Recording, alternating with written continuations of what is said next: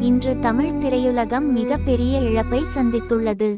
பிரபல தயாரிப்பாளரும் நடிகர் அவர்களின் தந்தையுமான அவர்கள் இனி நம்மிடையே இல்லை.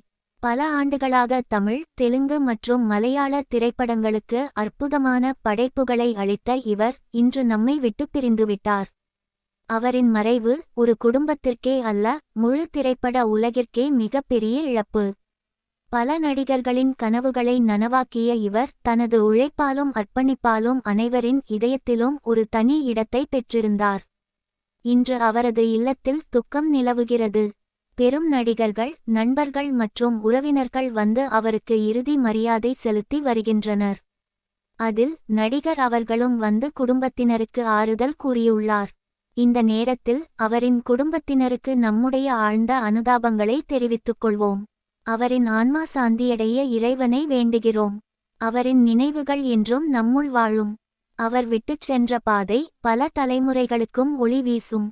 மலர்கொத்து. Rest in peace. R. P. Chaudhary sir. மலர்கொத்து.